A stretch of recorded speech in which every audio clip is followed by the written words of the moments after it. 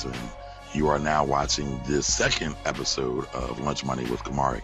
Today, we're privileged to have someone very special joining us, Mr. Srini Rao. He is a best-selling Amazon author, a surfer, and an instigating misfit.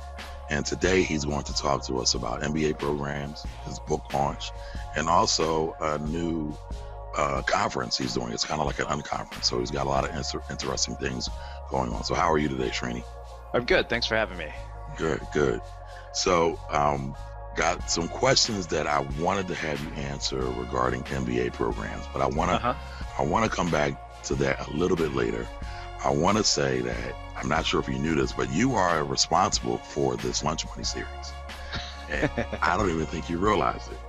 So when we were trying to schedule the interview before, I've been trying to figure out, what I could do. And he says, well, I do interviews on Tuesdays, and that's what my availability is. So I says, all right, well, Tuesdays, what can I do? Lunch Money, I'm an investment and tax advisor. I'm always trying to bring information because I really like the teaching aspect of what I do. And I says, Lunch Money. Brown bag your lunch, save a couple of dollars, and we're looking to power up people's wallets and pocketbooks. So you are kind of like the para or co-genesis of this, my friend. Well, I'm glad to have inspired it and been a part of it. All right. So I just heard that you sold 10,000 copies of your book in the very first week. Congratulations on that. Thank you. I appreciate it. How does that feel? It's interesting, right? I think that it's weird because obviously it feels great, but I think that people have this idea in our minds. We have these pivotal moments, like we have a way, we imagine that they're going to be a certain way, right? Like you think you're going to be, dancing on mountaintops and like, singing and doing, just acting like a crazy idiot when that big moment comes. And then when it happens, it's a bit surreal. Like you look at it and you kind of say, okay, well, it happened. But the truth is that you really start to think, okay, I think that, somebody, maybe it was Zig Ziglar, said that, it's not what the goal itself, but it's who you become as a byproduct of achieving it that really matters. And I think that one of the things that happened once it's been 4 years in the making. I mean, obviously, it was a huge stroke of luck to have Glenn Beck stumble upon it and all the things that have happened. But I guess, part of it is that there's this, in my mind, it's kind of like, well, nothing has changed, really. I'm still Srini, I'm the same guy, I'm still doing the same work I'm doing. So I guess in that sense, like, it's really rewarding and fulfilling, but I'll tell you the more fulfilling part of having your work reach that many people is the impact that it has. Like when people send me emails about the fact that, hey, because of this book, I've gone out and I've started something I've been wanting to do forever. Like a woman sent me an email yesterday saying, hey, I've been a singer for 20 years and I've always wanted to record, and she said, thanks to reading your book, I'm going and laying down tracks. And to me, that's inspiring, that's rewarding. So I think that that's really the cool part that feels amazing, more than the number of book sales, right? Because metrics are one, they're not permanent. The book got as high as number 7 in the entire Kindle store, and how cool is that? But now it's at number awesome. 834, right? So, I spoke with Simon Sinek a while back, and he said, his TED Talk was the number 1 TED Talk for a while, and he said, but these things don't last. And so, but he said, one of the things you have to appreciate is the fact that it happened. So he said, how cool is that he got to be the number 1 TED Talk? So to me, I was like, okay, well, that is really cool. I'm not going to sell 10,000 copies every month for the rest of the year or the rest of my life. It's like it's a book. It's gonna basically have its life, and it'll live on. My guess is, it'll provide a nice little chunk of change for me. But I think that too often we become attached to metrics, and perhaps that's one of the things I've learned through this process is letting go of outcomes and really understanding that the one thing I control is my behavior, but I couldn't possibly, determine that this outcome was going to happen. So, a weird answer to your question, I realize. No, not at all. Not at all. I've heard Wayne Dyer say before, it's about the journey and not the destination. Right. So it kind of echoes what you're talking about. And I think mainstream society really beats into our heads that you have to be somebody, you have to be successful, but it doesn't really talk about all the other things in between.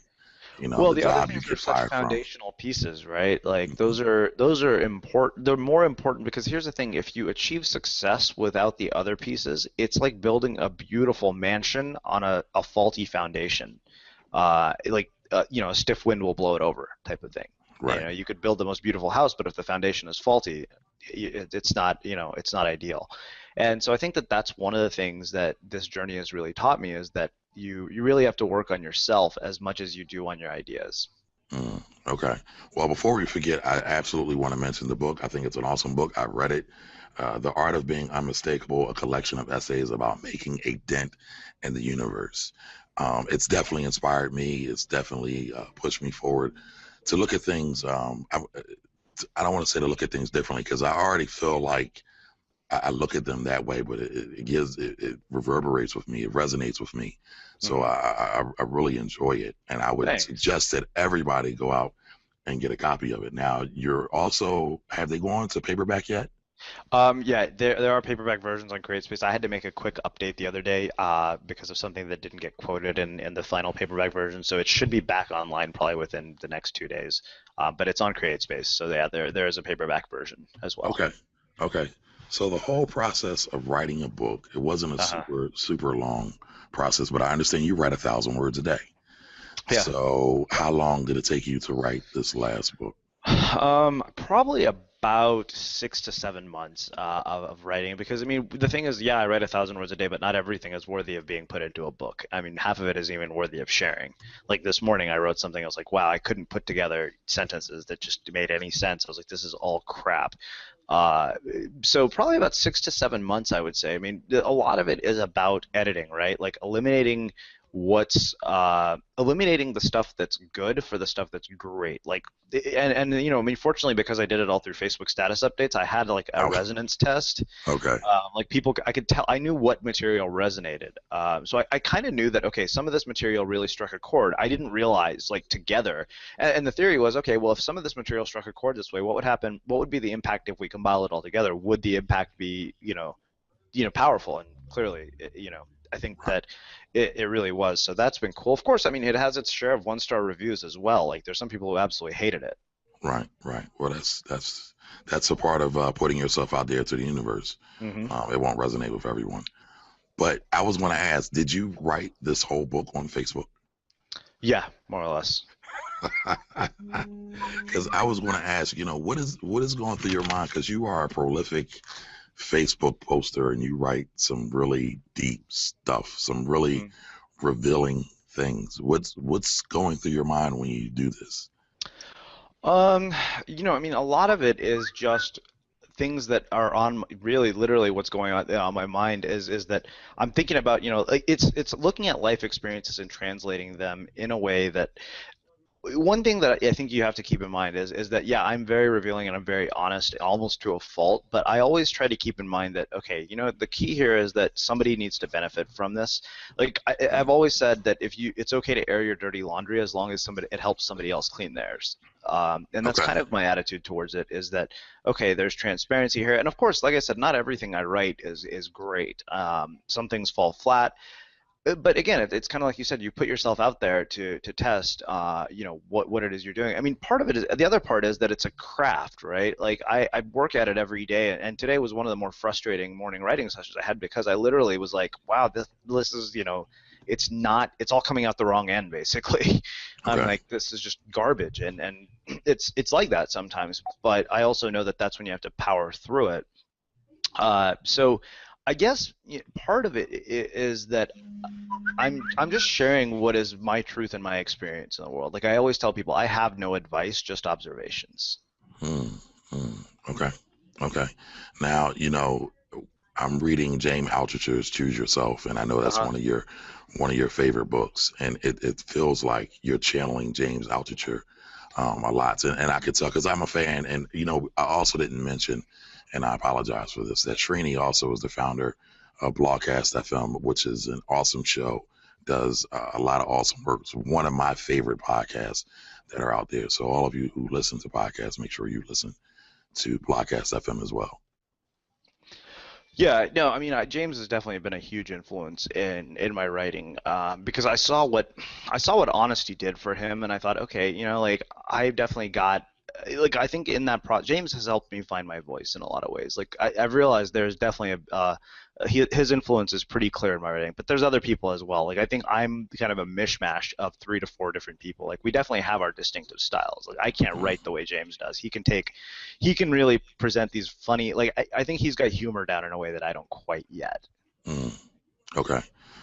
Yeah, because I'm reading the book and I'm an investment guy, and I lived through that whole 2008 crash, and his telling the story about giving out chocolates in front of Wall Street is classic. I just said, wow, that was definitely poetic right there.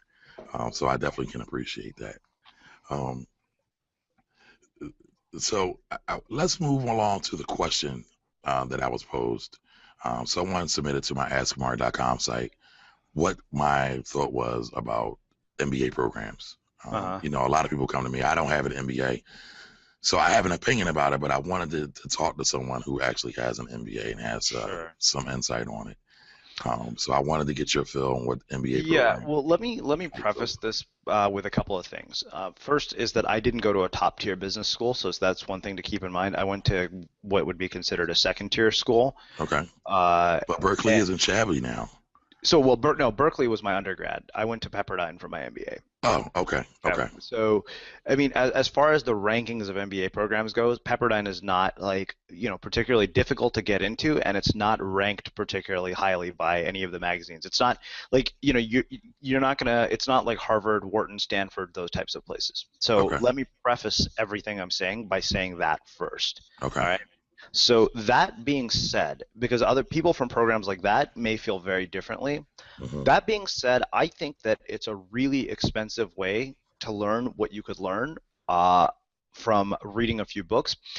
My big probably gripe about MBA programs, that I don't think this portion of it is isolated to Pepperdine, is that they create narrow and well-lit paths for people.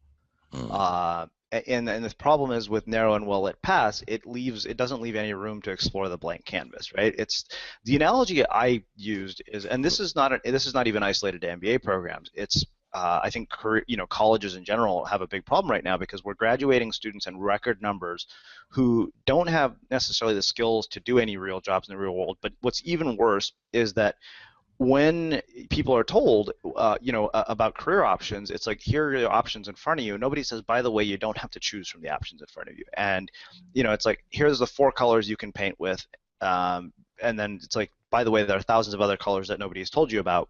So it kind of cements in your head that there are only a handful of career paths that you can go on. It's like lawyer, doctor, investment banker, management consultant, and business school is even more notorious for this because it puts you into these buckets. But it's kind of like, okay, well, what if none of those fit? Like, what if you're not, an ideal fit? So that's something to think about. I mean, I think there's far more value in creating something yourself and building something yourself than going to business school. And I can say that having gone to business school and spent 2 years there, and then having done something like Blogcast FM. And I can tell you, I've learned a hell of a lot more about how to thrive in the world today and how to run a business from the things I've done on Blogcast FM than I ever did in my MBA program. And here's the other thing is that, another thing I said is that business school doesn't teach you anything about running a business. It teaches you how to be an employee in somebody else's business. Right. Like you learn, and it's all theory, right? Like you get graded on your ability to take in information and regurgitate it. And the problem with that is that that's not useful anymore because, you can literally go on Google and find all that information. Like if you wanted to learn the gist of an MBA, go and read Josh Kaufman's site, personalmba.com, and you effectively, for the cost of like maybe $1,000 worth of books, you're going to learn everything you would in an MBA. And the truth is, you're going to learn more from hands-on experience of trying to build a business, even if you fail, than you ever will sitting in a classroom, listening to professors who are giving you outdated information that has no relevance in the world today.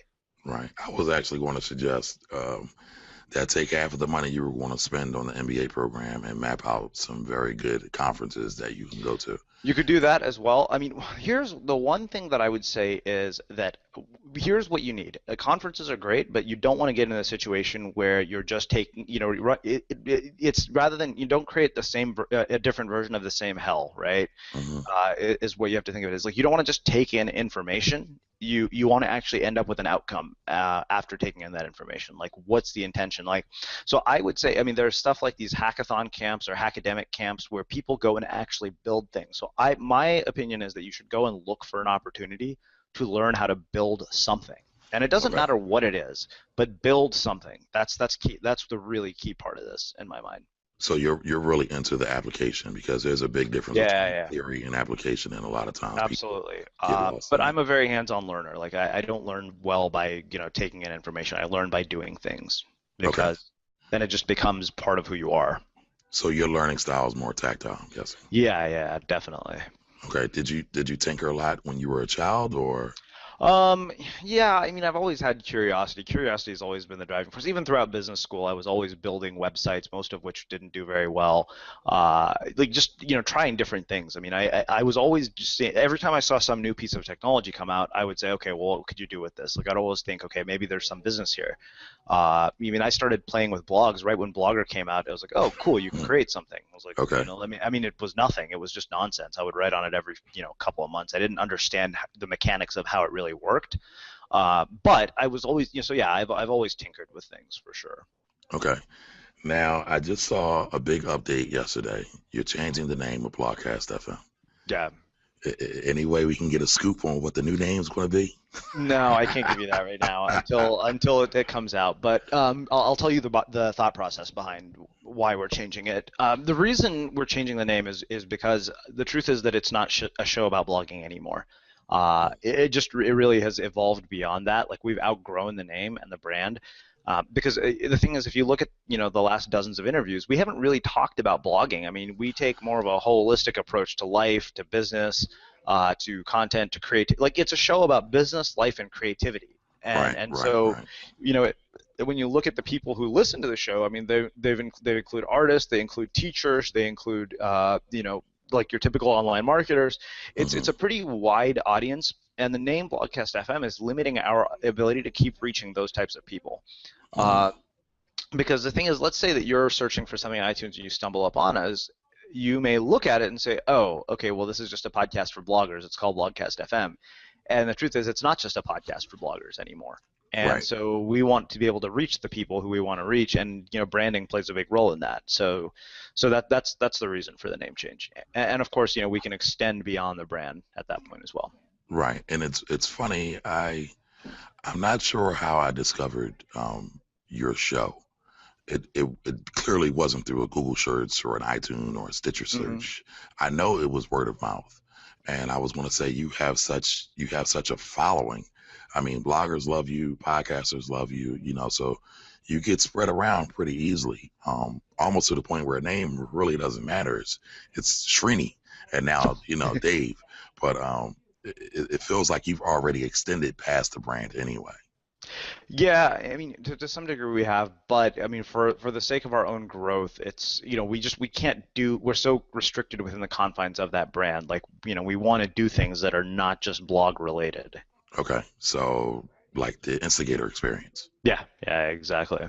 Okay, and let's tell people a little bit about what the Instigator experience is. Sure. One of the things that drove me a little insane about a lot of the conferences I went to, there's not one thing, there's many things. Greg Hartle, my business partner, one of the things he says is, one way to solve a problem is find something that pisses you off and fix it. And I really appreciated that, and something that pissed me off was the structure of conferences. Like, I hated multi-track events because you'd often get stuck, like, if a popular speaker happened to be speaking at the same time somebody else who wasn't as popular was speaking, then you'd see an empty room in one and a full room in another. And I just, and I also didn't like the sitting under fluorescent lights in ugly hotel rooms and or hotel conference rooms. Like, everything about that, I was like, I told Pat Flynn, I said, we're supposed to be the nonconformists and unconventional people, and what we're doing is fairly conventional. How is this different than the stuff we did in the corporate world?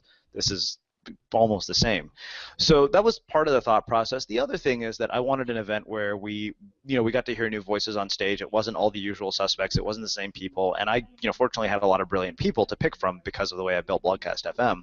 So the idea was, let's build a different kind of business conference, one that is more interactive, one that is more fun, one that is more entertaining, one that isn't in a conference room, one that isn't under fluorescent lights all day, and one that doesn't involve all the usual suspects. And let's have a tangible outcome as well. Like, so the premise of the Instigator experience is you have a bold idea and you want to bring it to life, and our conference is designed to help you do that. So the way we've built all the talks, like we cover all the elements of what's necessary to take a bold idea from sitting in your head to making it a reality. And we've built in workshop and interactive components so that people will actually work on their ideas while they're at the event, as opposed to walking away with a bunch of information inspired and going back home to the real life. Because part of the hardest thing with any endeavor, right, is just starting. Like, you need a starting point. And if you feel like you've done something already towards something, Sean Acor talks about this in his book Beyond Happiness. He says, the closer a goal appears to us, when we perceive that the goal is closer,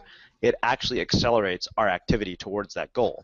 So, you were asking earlier about writing 1,000 words a day. Well, when you get to 60, 70, 80,000 words, suddenly your momentum picks up because you feel like you're closer. Your perception is that, okay, I'm closer to the end here, so I'm going to accelerate and I'm going to step on the gas pedal. So it's really, so we want to create, obviously we want to make people actually have progress with their projects, so that way when they go home, they're not going home with a blank slate per se, but they're going home having actually done something. So that's really the premise of it. And the other thing that drove us really nuts was the fact that we'd go to these huge events where people who are speakers were treated like celebrities, and nobody really got to know them, and no true connections were formed, and that really bothered me. I wanted to fix that as well, because I'm a big relationship guy. Right. I can tell. That's a big sort of hot button of mine, and I was like, are we really forming relationships here? Or are we just shaking hands? Like, are we just shaking hands and exchanging business cards? And unfortunately, with the bigger events, it happens to be the latter. Okay. And that's the unfortunate byproduct of something that gets inevitably big. As it grows, it loses what made it so special in the first place. But when you got 4,000 or 5,000 people and 200 of them are standing in line to meet one person, then it's on the part of the speaker, it's awkward to sit there and have a half-hour, 45-minute conversation with somebody when there are 200 people waiting in line, and it's annoying to the people waiting in line because nobody's really getting any value out of that interaction. It's literally like just getting an autograph and saying, "Oh, cool," it's hero worshiping, but no real connection or value is created in that interaction. Right. Keith Ferrazzi in his book Never Eat Alone talked about being a conference ninja, and he said you probably should never be the person who's waiting in line after the conference presenter is giving the talk. You want to meet them. I don't do that. I don't do that for anybody, and I because there's no value in that. There's Right. no real interaction that happens in that, and so I avoid those kinds of moments, and so that's why when we designed the Instigator experience, we're like, well, let's design it so those moments don't even exist. We're the ones in control of creating this environment, so let's limit it to 60 people.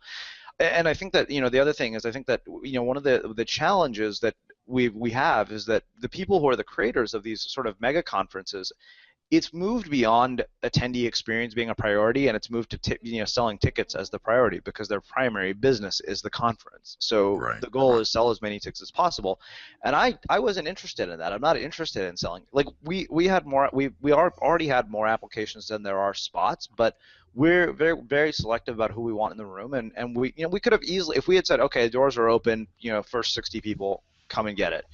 And I didn't want to do it that way. I wanted it to be special, and I wanted to handpick the group of people who would be there. Okay. That would really add a whole other element to it. Now, earlier you said you're looking for bold ideas, and I know you had this application process for it. So, what do you consider a bold idea, and what are you screening for these applicants? Okay, so a couple of things. So a bold idea really is bold to you. It doesn't have to be bold to me. I mean, some people have come to us with projects where they want to write books about certain things. Other people have really just sort of cool artsy projects. Others are more humanitarian. Some are related to energy and urban planning.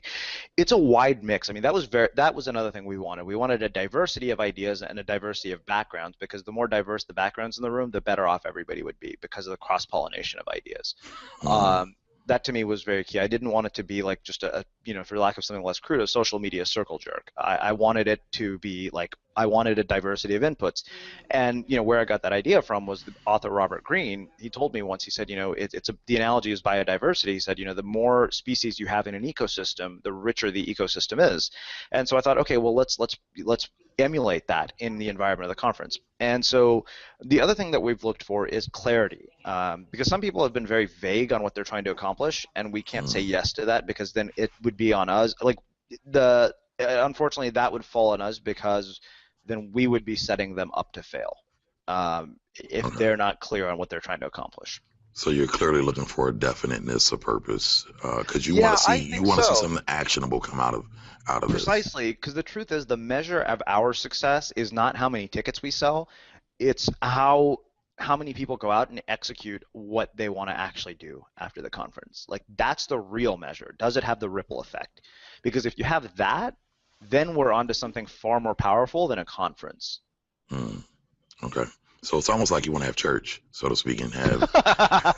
Well, I jokingly said, this is somebody asked, what's it like to put on an event? I said it's like planning a wedding and starting a religion at the same time. So I guess it's funny that you say it's like church.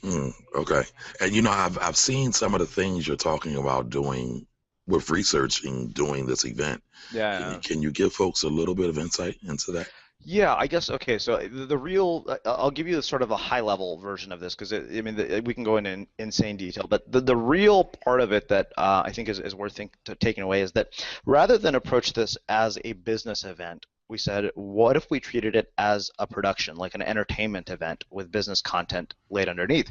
Because, a guy I spoke with once, he said, live music has engaged participants. Keynote speaking has passive consumers. Like, if you go, you look, for example, like at a concert, like look at the fans. Why are they tweeting? And like, fans are going nuts when they're at a concert. Like, they're cheering, because the environment is designed in such a way that it's really entertaining. Like, it heightens our senses.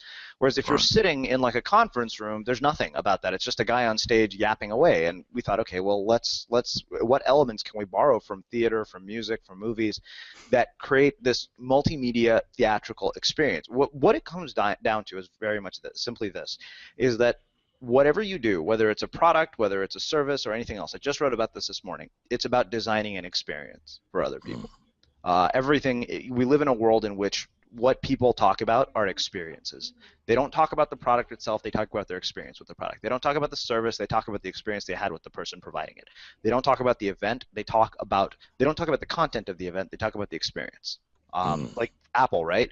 Part of the coolness of an Apple product, like if you think about it, Steve Jobs was very particular about the unboxing of a product, because the unboxing of the product is an experience. Like, just going to the Apple store is an experience. It's a very pleasurable one. Like, I've never been to a store where I'm in and out of there faster and the staff is nicer. Like that to me is one of the most brilliant shopping experiences. So right. I think that, and you can see that with the long lines that they constantly have going in and out. Exactly. I mean, it's even before the damn product comes out, like, people are lined up like mad, crazy people to get into an Apple store the night before a launch. So that to me is really what this is about. It's about experience design. Well, the funny thing, just touching on Apple, it really is an experience when you go into their store. Yeah. And the store doesn't feel like a store. Nothing's really for sale. It really feels like it's an experience, and they have all these classes, so it's an experience / educational suite. Right, exactly. Yep, definitely. Okay. All right. Now, some of the things that you're doing, though, because I still want to touch on the research for this. You said you're going to see Cirque du Soleil, and I thought that was pretty awesome that you're putting that level of detail into doing research. And I haven't gotten to do that yet, but that's definitely on the list of things I would like to do. And I don't enjoy Las Vegas very much, so I literally probably may just go in and fly in for a day and come back. I thought I was the only one. I used to love Vegas. I don't anymore. I've kind of outgrown it. But I would like to go see a show of that sort. I mean, I've looked at performance elements, because I think that we, again, because we're treating this as a production, we can look at elements of performance, like live performances, like performance art creates an experience for people. It's engaging. Like we have a lot to learn from that, I think, as business business event producers. I think that we need to start thinking about that a lot more, because I think people are really bored. They just don't say it. So we can expect to see some pyrotechniques and flame shooting from the stage Well, when I you don't know come about out. that. I mean, we jokingly said if we had the money, we would hire Michael Bay to direct the Instigator experience, and we just blow up as many things as we could. You know, because that's I guess my ongoing joke is how you make a Michael Bay movie is hire a bunch of A-list stars and then blow things up around them. Oh, like Transformers. Exactly. Okay. That's pretty cool. That's pretty cool. It's funny, you talk about design, and I know you've been taking art classes. You just interviewed the creator of Dilbert, Dale Scott, Mhm. which I thought was an absolute awesome interview. How big of a role does art play in your world? Because I also know you're a big friend of Mars Dorian, whose work is Yeah, yeah. so. It's funny, right? Like I have a deep appreciation for anybody who can create like things like that, mainly because I can't. Like I have a Mm, huge admiration for those skills because I can't draw worth shit. Like I'm so bad at it. So when I see somebody like Mars, like I am constantly delighted by those kinds of creations. And so one of the things I realized is even though I can't create art, I can give people a platform to share theirs. And that's really what that's why I've spent a lot more time collaborating with people who do artistic work lately because it plays a big role in my world. Like I have I guess part of it, here's what it is. I think that I have a deep appreciation for things that have been created with somebody's own two hands. Like to me, that's one of the most delightful things in the world because I can see their joy in what they're doing. Like my friend Sarah Steenland is another one. Like she does all the album covers for our interviews, and Oh, okay. I I think always that thought that was it's Mars Dorian. no, Okay, no, that's Sarah. okay. And so I think that when I see somebody who creates something and it comes from them, it's a very cool thing to me. That's something that I guess I'm very enamored by that, mainly because like Simon Sinek said, my sort of why, he said you're enamored by people who do these unusual things, and he said you're drawn to them, and it's true. I really am. Like I think that I, I guess like anybody who can create things, and that's why like when I get a book in the mail that's like beautifully designed, I can't help but smile because I think like, wow, I wish I could have these skills. I mean, and that's why like I team up with people who do to produce things because I have visions that but I need help turning those visions into reality. And so art definitely plays a big role. I mean, and different forms. I mean, I've definitely been very informed by various artistic elements, and it's starting to really make me realize. I mean, how many events do you know that actually have a soundtrack for their event? Like literally, I've been laying down a soundtrack in Spotify for our conference. I didn't know that. I Yeah, didn't know that. for every moment of the event, like from the moment people walk through the door, I want like certain songs to be playing, like from the moment to the moment they sit down to the transitions between speakers. There is literally a full soundtrack being put together for this. So I guess I need to put in my application, even though it's already packed, because that actually is pretty cool. I didn't know you were You doing should the put it in an soundtrack. application. Yeah, no, it's we're working on a lot of different elements that I don't think you see in other conferences. Again, Mm, I mean, we said it. This is not your typical business conference. right. It's funny. I just want to tell a quick story. When I went to college, I went back late, and I was, my background was accounting at the time, and I went back late for finance. And I had a professor in philosophy who told me, nobody goes to college, or nobody should go to college and have a quote unquote major like accounting or finance. Rather, they should pursue their passion, whether it be Hmm. art, whether it be philosophy or something along those lines. And I really fought it for a long time. And we would have these vicious debates where we would kind of capitalize the whole classroom time, and Hmm. everybody would just kind of give me the side eye. But what he did was he showed me all the CEOs of Fortune 500 companies, how most of their undergrad Had degrees nothing were to do with what they do. had absolutely nothing to do with a quote unquote business degree, or at least the majority of them. And it Hmm. brought me to this realization is that the most beautiful businesses, because I'm just enamored by business and creation, but the most beautiful businesses usually don't have anything to do with quote unquote business. They have something to do with being creative or Hmm. creating something new or creating something beautiful or something useful. Yeah. And, I know you've gone through this whole journey of being a creative entrepreneur, which I kind of feel like I'm on myself. How has that, changed your world, so to speak? It's interesting. You're right. I mean, because I fall into the category of exactly the people you're talking about, right? I have an undergraduate degree in economics and I have an MBA, and what do I do now? Like, it's kind of like, okay, my interest is really in artistic elements and performance elements of things. Mm, Here's what I think. Here's what I would say, which it would more for people listening than and sort of my own experience, is that the cool thing in the world that we live in today is that we all have an ability to put our artistic signature on everything that we do. In a way that we never could before. Like we're no longer being forced to compete in a sea of resumes. Like if we want to design the experience we have, that you can design the experience that you want people to have of you as a person, using tools, using technology, and using your creative ideas, which I think is amazing. Like I've never seen anything like that in history. And I mean, do you think about like what yeah, I mean, I'm guessing, just from listening to you chat, we're probably close in age. But if you think We are. about when we were in college, it wasn't like that.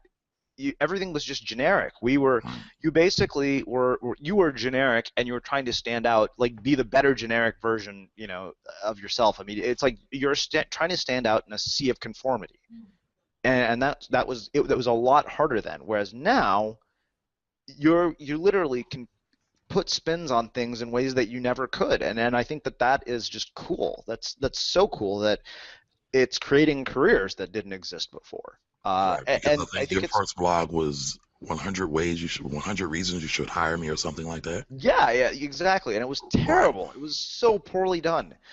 But here's Well, the a blog interesting might thing. have been done. I never saw the blog, but I thought the idea was awesome, and Yeah, I've seen the people idea was doing. fantastic. The Right. execution was terrible. Okay. And that's the thing.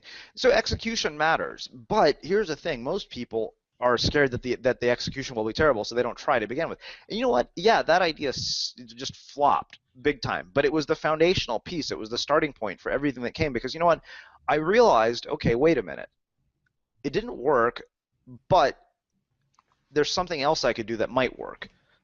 So you keep doing things, and the cool thing is now it's cheaper than it ever has been before to experiment. It's more accessible than it's ever been before. I mean, give us a year, we'll be able to make movies from our phones, like really, Well, you really. kind of already can. Yeah. You Yeah. can, but I mean, we Yeah. still have some editing issues. We still have some functionality issues, but I'm talking like really well done theatrical type.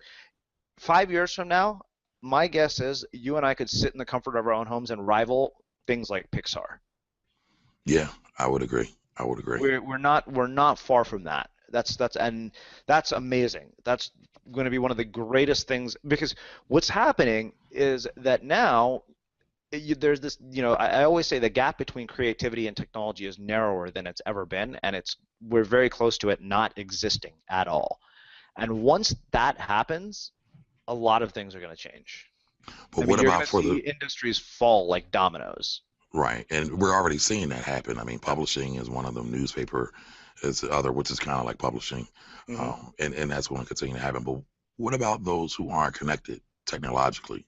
I mean, there is a big technical divide out there. Yeah. Okay. So here's the thing about that is that I don't think that one, you can learn. That's the other thing. You got half of it is just learning, because most people who are connected, you can't assume that we all knew how to do what we know how to do today when we started. Most of us didn't know anything when we started.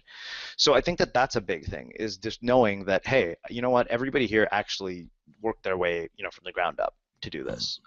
And so part of it is just trying things. And the other thing is, it's not just technology. Like, we can use technology to make physical goods, right? If you want to build anything, you can go and get it prototyped. I mean, I think you saw we released our own poster recently, and I was like, okay, well, that's cool. Like, if you want to design a T-shirt line, you can hire a designer, team up with a T-shirt person, and then find an online platform to sell it. Like, literally start taking orders, tomorrow morning.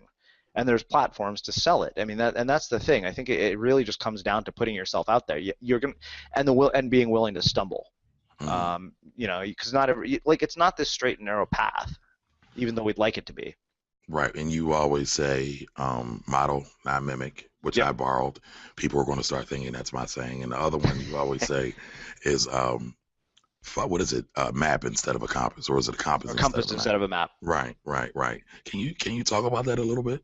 Yeah, so here's the thing. I think this ties in perfectly to exactly what we're talking about. Let's talk about the compass versus map piece, because that's the more relevant piece here. So here's the thing. Throughout our lives, we've been given instructions for how to do things, right? Like, you go to school, you get a set of instructions, and you follow the instructions, you get good grades. Well, the thing with creating something from nothing is there's no instruction manual. You're kind of figuring it out as you go along. So the problem is that if you follow a map, that map is given to you by somebody else who basically says, okay, this is how I did it. So what ends up happening by following a map is that you mimic instead of model. But if you take a compass, like with a compass, basically you say, okay, I know what direction, I know where I want to head, and I know what direction I'm going to head in. But along the way, I'm going to probably hit some roadblocks, some destinations that I didn't plan on ending up at. But that's what's going to inform my perspective. That's what's going to allow me to contribute to the world in a way that only I could, because I used a compass rather than a map. And I thought about that. That's what made me think about you to answer that question with MBA programs, because I feel like MBA programs are a map. Exactly. And a lot of times we stumble and we never get back up because we lose our bearings. And, and for the person who asked me that question, I feel like they've kind of stumbled. Now they're looking for some direction, but instead of going deeper, they're kind of going outward and trying to find what the world feels is acceptable. Yeah, definitely. Okay. That's about all the questions I have for you, sir. I really appreciate your time. We're a little bit early.